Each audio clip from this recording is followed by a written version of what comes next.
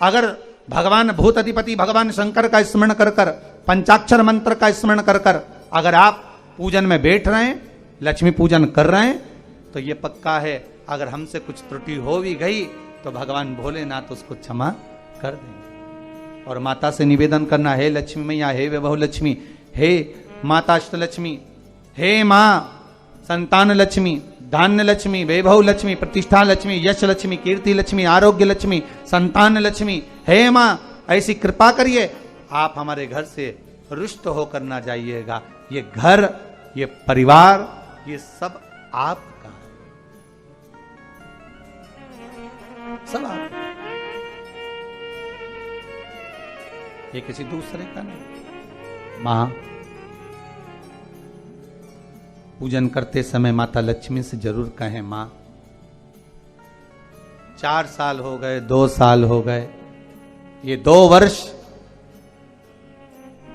जो ये कोरोना महामारी में गए हैं, ये वर्ष जो बेकार निकल गए हैं, मां हो सकता है आप हमसे रुष्ट हो गई हो, पर आज क्षमा मांगकर अपने घर में आप प्रवेश करिए। मां आइए हमारे घर में, आप पधारिए। महाराज कितना सुंदर संवाद है। एक साहूकार की बेटी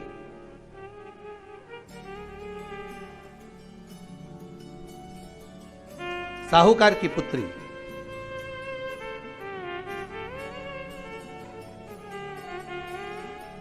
पीपल के वृक्ष के नीचे, बेलपत्री के वृक्ष के नीचे, आंवले के वृक्ष के नीचे प्रत्येक अमावस्या को दीप लगाने जाती थी। उसका नियम था।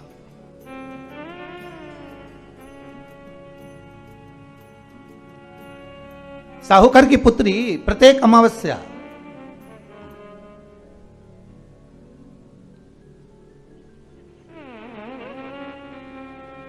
तीन दीप, एक बेलपत्री के नीचे, एक आंवले के नीचे, एक पीपल के नीचे लगाने जाते। महाराज आज नारायण ने कृपा कर दी, और क्या कृपा करी कि आज सरस्वती, पार्वती और लक्ष्मी तीनों इन वृक्षों के नीचे जाकर विराजमान हो गई। पार्वती मैया तो पहले से ही बेलपत्री के नीचे है,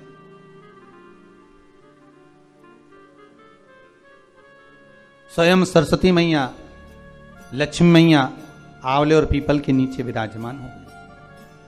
अब आज तीनों देवियों में बात हो रही है, आज तीनों देवियों में चर्चा हो रही है कि यदि आज अगर कोई दीप लगाने आया और पहला दीप जिसका लगेगा तो ये पक्का है कि मैं लक्ष्मी उसके घर में प्रवेश करूंगी।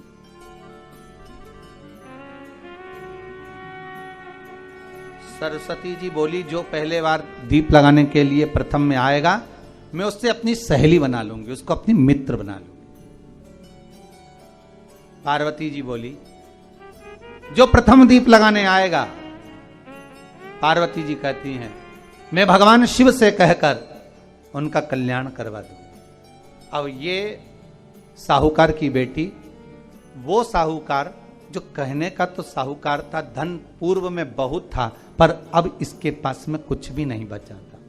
देखिए सुख दुख तो जीवन में चलता रहता है, आज सुख है कल दुख है, फिर दुख है फिर सुख है, ये जीवन में चलता रहता है। भगवान ने दिया, हो सकता है पूर्व में आपके पास में खूब धन होगा, वैभव होगा, सत्ता होगी, फैक्ट्रियां भी होंगी, दुकान भी होगा, धंधा भी होगा, पानी भी होगा, सब कुछ, सारी सत्ता आपके पास में होगी, पर समय की घड़ी किसने देखी है साहब? कौन देखा घड़ी को, कौन देखा पल?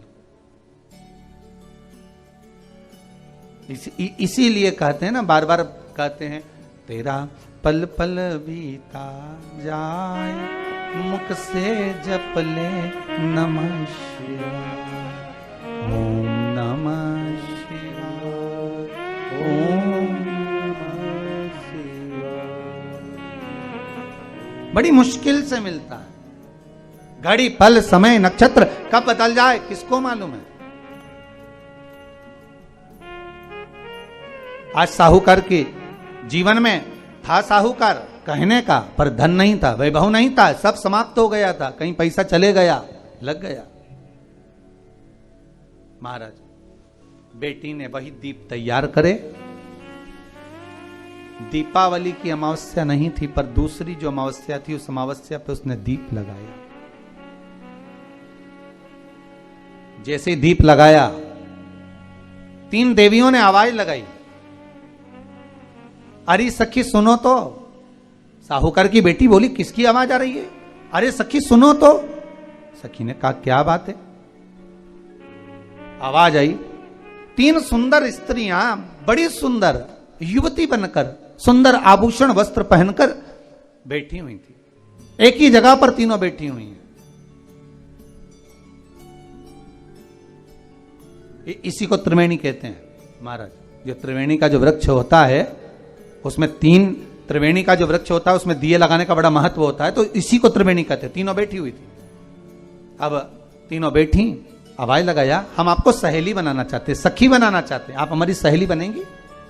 अब इस साहूकार की बेटी को लगा ये तो बहुत पैसे वाली दिख रही हैं, धनपति दिख रही हैं, और मैं तो गरीबड़ी, और ना जाने में अगर इनकी सखी बन गई तो फिर इनको क्या मुझे देना पड़ जाए, कोई भरोसा है? इसलिए शास्त्र कहता है कि मित्र भी बनाओ तो सोच समझ कर बनाओ। मित्र भी बनाओ तो सोच समझ कर बनाना।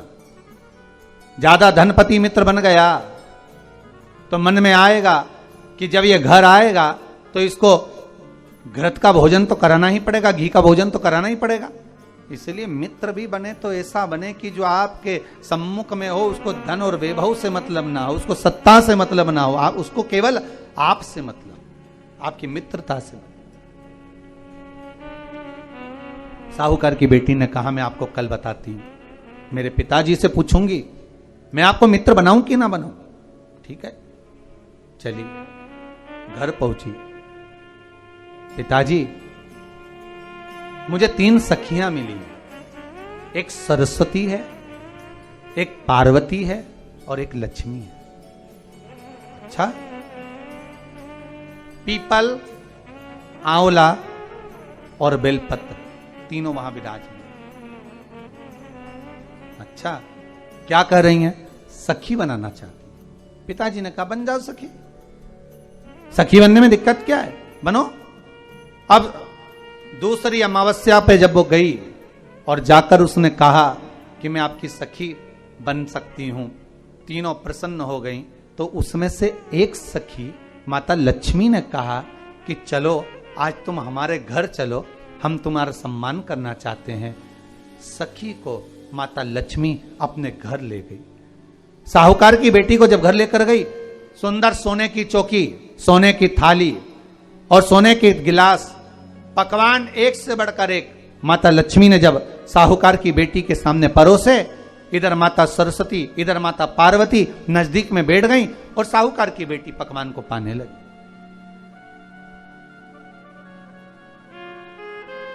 साहूकार की बेटी पकवानों को पा रही है, भोजन ग्रहण कर रही है।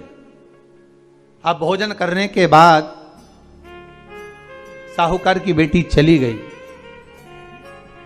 अब जाते से ही माता लक्ष्मी जी ने कहा, सुनो सखी, अगली जो अमावस्या आ रही है, आपको मालूम है वो कौन सी अमावस्या है? नहीं। कहा, दीपमालिका, दीपावली की अमावस्या, आपको मालूम है? ओहो,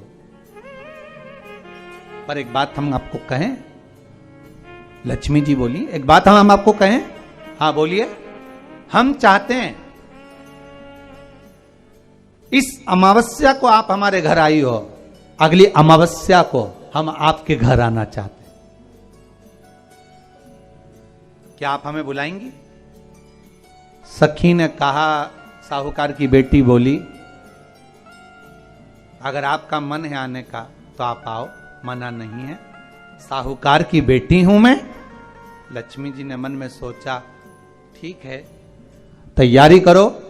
आज साहूकार की बेटी घर पहुंची तो पिताजी ने पूछा, बेटी आज बहुत देर हो गई तुझे आने में, कहां रह गई थी तू, कहां रह गई तू? बेटी कहती है, 3 सखियों के घर गई थी, आने में देरी हो गई, पर मेरी सहेली माता लक्ष्मी जी कह रही हैं कि अमावस्या के दिन मैं तुम्हारे घर में आऊंगी। तो पिताजी ने कहा उसमें क्या दिक्कत है, तैयारी करो। तो पिताजी घर में अपने खाने के लिए तो कुछ नहीं, तो माता लक्ष्मी को क्या खिलाएंगे। कई लोग कहते हैं कि दीपावली पे ना तो हमारे यहाँ घी है, ना हमारे यहाँ तेल है, ना हमारे यहाँ कपास है, ना हमारे यहाँ पर मिठाई बन रही है, ना हमारे यहाँ अच्छे वस्त्र हैं, हम क्या पहने माता लक्ष्मी को रिझाने के लिए। परशु महापुराण की कथा कहती है अगर आपका भरोसा, आपका विश्वास, आपकी दृढ़ता परमात्मा के चरणों में लगी है तो परमात्मा लक्ष्मी पूजन की व्यवस्था भी वही कर देगा कि लक्ष्मी जी का सम्मान कैसे करना, आदर कैसे करना है। घर में बच्चों का विवाह होता है, टेंशन आपको होता है, परमात्मा पे छोड़ दो, भगवान विवाह कराने वाला होगा, भगवान पाणिग्रहण संस्कार कराएगा, भगवान व्यवस्था करेगा, क्योंकि जन्म उसी ने दिया है तो मृत्यु भी वही देता है। जन्म उसी ने दिया है तो पाणिग्रहण संस्कार भी वही करा देता है। क्यों सोचा। साहूकार ने कहा बेटी तो इतनी जल्दी हिम्मत हार गई कि तेरे घर में कुछ नहीं है। गाय का गोबर ला, लीपन कर, घर को पोंछ, कचरा उठाकर बाहर फेंकिया। पिताजी घर में तो कचरा भी नहीं है कि जिसका प्रयोग करा जाए। कचरा उठाकर बाहर फेंकिया। चौकपुर, पिताजी चौक पूरने के लिए तो मेरे पास में कुछ है ही नहीं, जो दीवार पर पोत रही है वही मिट्टी को पोत दे। चौक पूर उनके घर गई थी, सोने की चौकी पर सुंदर आनंदमय भाव से बिठाया है मुझे, सुंदर सोने की थाली में भोजन कराया है मुझे, अब मैं क्या दूं। पिताजी कहते हैं अगर लक्ष्मी आपकी सहेली अगर आ रही है, बड़ी धनपति है, तो व्यवस्था भी वही करेगी। अब लक्ष्मी तो जाने की तैयारी में, सरस्वती उनके साथ जाने की तैयारी में, पर माता पार्वती नहीं गई। माता पार्वती ने कहा आज मैं नहीं जाऊंगी। क्यों? आज मुझे अमावस्या का दिन है ना, इसलिए बेलपत्री के पेड़ के नीचे मुझे रहना पड़ेगा। तो माता पार्वती बेलपत्र के पेड़ के नीचे रुक गई। अब ये दोनों जाने के लिए तैयारी करी। लक्ष्मी और सरस्वती जाने लगी, साथ में उन्होंने गणेश जी को ले लिया, रिद्धि सिद्धि को ले लिया और साहूकार के यहाँ जा रही हैं। जैसे ही साहूकार के यहाँ जा रही थी, इतनी देर में माता पार्वती को लगा कि इसके पास में जिमाने के लिए, रखने के लिए कुछ नहीं है। माता पार्वती ने एक चील का रूप लिया और उड़ती हुई एक राजकुमारी के हार को, रतन जड़ित हार को लेकर मां पार्वती गई और साहूकार के घर में उस फेंक दिया। साहूकार के दरवाजे पर जैसे फेंका,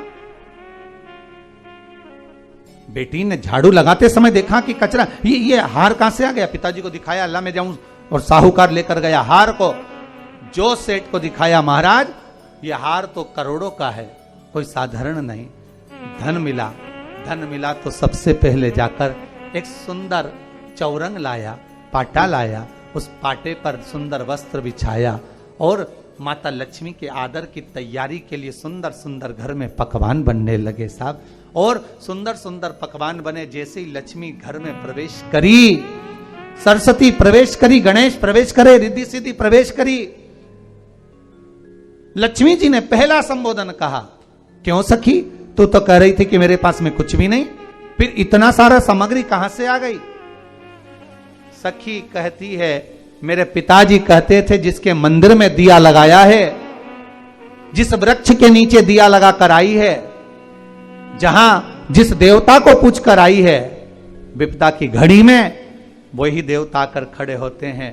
ना जाने कहां से हार मिल गया, ना जाने कब प्रसाद बन गया। लक्ष्मी जी ने ध्यान लगा कर देखा, आखिर पार्वती क्यों नहीं आई थी। समझ में आ गया कि एक सखी पूरी व्यवस्था करने में लग गई थी। ऐसी है मेरी मां लक्ष्मी, ऐसी है मां पार्वती, ऐसी है मां सरस्वती। उनकी आराधना 3 दिन से आप पाटा लगाकर पूजन कर रहे हो। आज भी दीपावली का पूजन भी आपको ऐसे ही करना है।